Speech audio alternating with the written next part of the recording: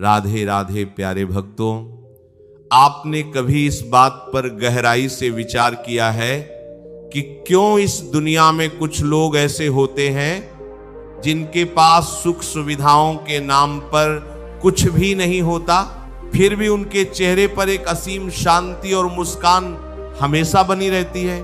और वहीं कुछ लोग ऐसे होते हैं जिनके पास धन दौलत रिश्ते ऐशो आराम की कोई कमी नहीं होती, फिर भी वे रात दिन बेचैनी दुख और शिकायत में अपना जीवन बिता देते हैं। ये सब किस्मत का खेल नहीं है मेरे दोस्तों, ये सब खेल है हमारे मन का, हमारी सोच का। हमारी सोच एक चुंबक की तरह होती है। आप अपने भीतर जिस तरह के विचारों को जन्म देते हैं, आप बाहरी दुनिया से ठीक वैसी ही परिस्थितियों को अपनी ओर खींचने लग जाते हैं। सरल शब्दों में कहूं तो तुम जो सोचोगे वही तुम्हारे जीवन में सत्य बनकर उतरने लग जाएगा। हमारे मन की शक्ति इतनी असीमित है कि हम इसका अंदाजा भी नहीं लगा सकते। भगवान श्री कृष्ण ने हमेशा इस बात पर जोर दिया है कि इंसान का सबसे बड़ा मित्र और उसका सबसे बड़ा शत्रु कोई बाहर नहीं बैठा है, बल्कि वह उसके अपने ही भीतर है, और वह है उसका अपना मन। जब आपका मन आपके नियंत्रण में होता है, जब आपके विचार सकारात्मक और शुद्ध होते हैं, तो यही मन आपका सबसे बड़ा रक्षक बन जाता है। लेकिन जब यही मन बेलगाम हो जाता है, जब इसमें नकारात्मकता, डर, ईर्ष्या और शक घर कर लेते हैं, तो यह मन आपको उस गहरी खाई में धकेल देता है जहां से बाहर आना बहुत मुश्किल हो जाता है। इसे एक छोटी सी कहानी से समझते हैं। एक बार एक राहगीर किसी घने जंगल से गुजर रहा था। चलते चलते वह बहुत थक गया था। उसे जोरों की भूख और प्यास लगी थी। तभी उसे एक बड़ा सा घनी छांव वाला पेड़ दिखाई दिया। वह खुश होकर उस पेड़ के नीचे बैठ गया। उसे यह नहीं पता था कि वह कोई साधारण पेड़ नहीं, बल्कि कल्प वृक्ष है। कल्प वृक्ष यानी वह पेड़ जिसके नीचे बैठकर आप जो भी कल्पना करते हैं, जो भी सोचते हैं, वो तुरंत सच हो जाता है। राहगीर ने मन ही मन सोचा, मैं बहुत थक गया हूं, काश पीने के लिए कहीं से थोड़ा ठंडा पानी मिल जाता। उसके इतना सोचते ही एक पल में ही उसके सामने एक सुंदर से जग में ठंडा मीठा पानी आ गया। उसने पानी पिया और उसे बड़ी राहत मिली। अब उसकी भूख और बढ़ गई। उसने सोचा, पानी तो मिल गया, काश अब खाने के लिए 56 भोग मिल जाते तो मजा ही आ जाता। अगले ही पल उसके सामने तरह तरह के स्वादिष्ट पकवानों से भरी थालियां प्रकट हो गईं। वह हैरान भी हुआ और खुश भी। उसने जी भरकर खाना खाया। जब पेट भर गया तो वह आराम से लेट गया। अब उसका पेट तो भर चुका था, लेकिन उसका मन खाली था, और खाली मन हमेशा कुछ न कुछ सोचने लगता है। उसने सोचना शुरू किया, ये कैसा चमत्कार है, न कोई इंसान न कोई हलवाई, फिर भी अपने आप पानी और खाना आ गया। इस सुनसान जंगल में जरूर कोई भूत प्रेत या पिशाच रहते होंगे जो ये सब माया रच रहे हैं। जैसे ही उसने ये सोचा, अचानक पेड़ के चारों तरफ भयानक शक्ल वाले राक्षस प्रकट हो गए। उन्हें देखकर वह आदमी बुरी तरह कांपने लगा। डर के मारे उसकी हालत खराब हो गई। उसने घबरा कर सोचा, अरे बाप रे, इतने सारे राक्षस, अब तो ये मुझे जिंदा नहीं छोड़ेंगे, ये मुझे खा जाएंगे। और आप जानते हैं क्या हुआ? उन राक्षसों ने सच में उसे मारकर खा लिया। ये कल्प वृक्ष और कुछ नहीं, बल्कि हमारा अपना मन है, और हम सब उस राहगीर की तरह हैं। हम दिन रात अपने मन रूपी कल्प वृक्ष के नीचे बैठे रहते हैं और अनजाने में ही अपनी किस्मत खुद लिख रहे होते हैं। अगर आप दिन रात यही सोचेंगे कि मैं तो कुछ कर ही नहीं सकता, मेरी तो किस्मत ही खराब है, मुझे तो सब धोखा ही देते हैं, तो यकीन मानिए आपका मन उसी तरह की परिस्थितियों और लोगों को आपकी जिंदगी में खींच कर लाएगा जो आपके इन विचारों को सच साबित कर देंगे। हम अक्सर अपने रिश्तों में धोखा खाने की शिकायत करते हैं। हमें लगता है कि दुनिया में कोई सच्चा नहीं है, सब स्वार्थी हैं। लेकिन क्या आपने कभी अपनी सोच के पैटर्न पर ध्यान दिया है? अगर आप किसी नए रिश्ते में सिर्फ यह सोचकर कदम रखते हैं कि मुझे डर है कि यह इंसान भी मुझे धोखा न दे दे, तो आप अनजाने में ही उस रिश्ते में शक और अविश्वास का जहर घोल रहे होते हैं। आपकी सोच आपके व्यवहार में झलकने लगती है। आप छोटी छोटी बातों पर शक करने लगते हैं। आप सामने वाले को बांध कर रखना चाहते हैं, और इसी घुटन की वजह से एक दिन वह रिश्ता सच में टूट जाता है। फिर आप खुद से कहते हैं, देखा, मैंने तो पहले ही कहा था कि यह भी मुझे छोड़कर चला जाएगा। लेकिन सच्चाई यह है कि वो इंसान आपको छोड़कर नहीं गया, बल्कि आपके भीतर बैठे डर और नकारात्मक सोच ने उस रिश्ते की हत्या कर दी। रिश्तों की सच्चाई यही है कि प्रेम और विश्वास से ही वे फलते फूलते हैं। जो इंसान अपने मन में प्रेम बोता है, उसे बदले में प्रेम ही मिलता है। हाँ, यह सच है कि दुनिया में धोखेबाज लोग भी हैं। कई बार हम किसी पर आंखें बंद करके भरोसा करते हैं और वह हमारा दिल तोड़ देता है। ऐसे समय में इंसान बहुत बुरी तरह टूट जाता है। उसे लगने लगता है कि अब वह कभी किसी पर विश्वास नहीं कर पाएगा। लेकिन मेरे प्यारे दोस्तों, यहीं पर आपको अपनी सोच को बदलना होगा। अगर किसी ने आपके साथ बुरा किया तो वह उसका कर्म है, उसने अपना कर्म किया और उसका फल उसे समय आने पर जरूर मिलेगा। प्रकृति का नियम बहुत कठोर है। किसी का किया कभी व्यर्थ नहीं जाता। लेकिन उसके बुरे कर्म की वजह से आप अपने मन को क्यों मैला कर रहे हैं? आप अपनी सोच को क्यों छोटा कर रहे हैं? अगर आप उस धोखे को पकड़ कर बैठ जाएंगे तो आप अपनी बची हुई जिंदगी को भी नर्क बना लेंगे। धोखा खाने के बाद आपको यह सोचना चाहिए कि भगवान ने मुझे एक गलत इंसान से बचा लिया। जो हुआ वह एक सबक था। उस सबक को याद रखिए, लेकिन उस कड़वाहट को अपने दिल में जगह मत दीजिए। माफ करना सीखिए। माफ करने का मतलब ये नहीं है कि आप उस इंसान को फिर से अपनी जिंदगी में जगह दें।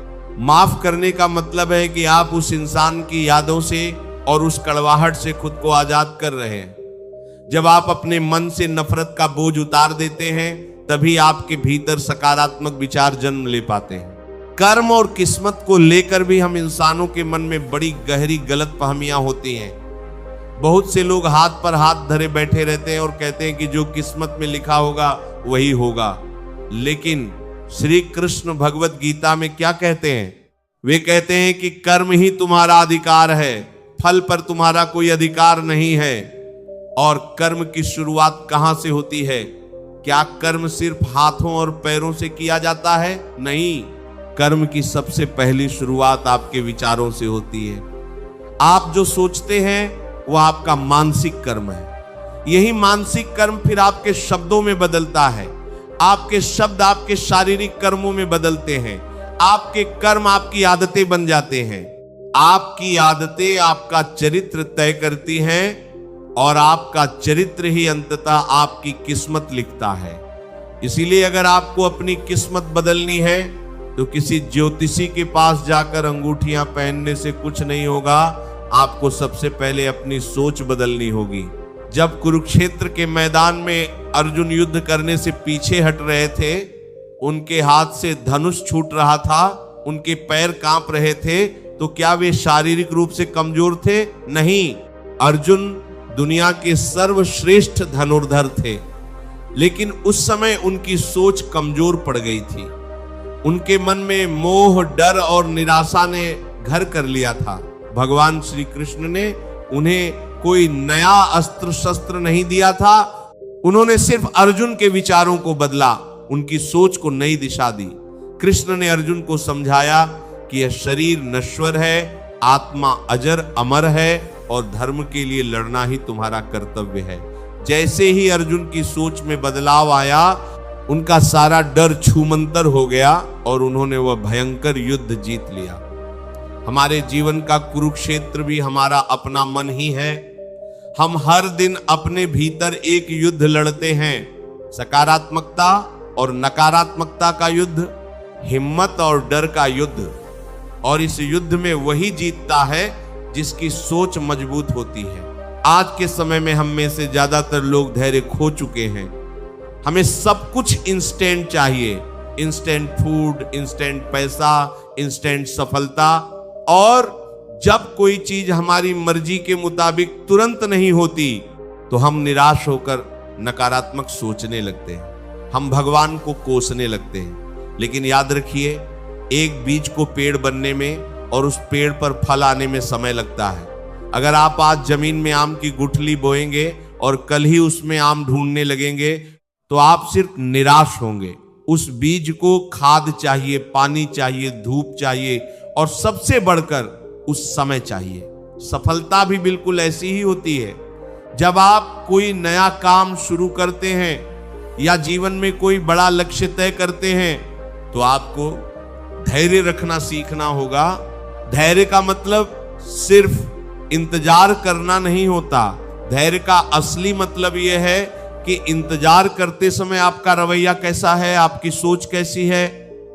क्या आप रोते हुए, शिकायत करते हुए इंतजार कर रहे हैं, या आप पूरे विश्वास के साथ अपने काम में लगे रहकर उस पल का इंतजार कर रहे हैं? अगर आप कड़ी मेहनत कर रहे हैं लेकिन अंदर ही अंदर सोच रहे हैं कि शायद मैं फेल हो जाऊंगा, शायद मेरा कुछ नहीं होगा, तो आपकी वो सारी मेहनत मिट्टी में मिल जाएगी। क्योंकि आपका चेतन मन तो मेहनत कर रहा है, लेकिन आपका अवचेतन मन असफलता को आकर्षित कर रहा है। आपको अपने कर्म और अपने विचारों को एक ही दिशा में रखना होगा। जब आपके विचार और आपके कर्म एक साथ मिल जाते हैं तो चमत्कार होते हैं। जीवन के हर अनुभव को एक सकारात्मक नजरिए से देखना शुरू कीजिए। जब भी आपके जीवन में कोई बड़ी परेशानी आए तो ये मत सोचिए कि भगवान मेरे साथ ही ऐसा क्यों करता है, बल्कि यह सोचिए कि भगवान इस परिस्थिति के जरिए मुझे क्या सिखाना चाहता है, मुझे किस चीज के लिए तैयार कर रहा है। जब एक मूर्तिकार पत्थर पर हथौड़ी और छैनी से चोट मारता है तो पत्थर को दर्द तो बहुत होता है। अगर वह पत्थर उस दर्द से घबराकर टूट जाए तो वह कभी भगवान की मूर्ति नहीं बन सकता।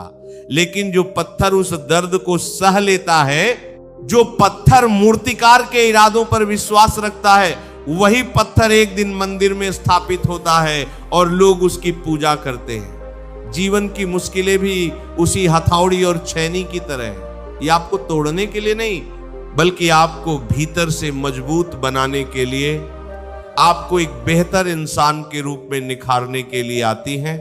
आज से ही अपने विचारों की पहरेदारी करना शुरू कर दीजिए।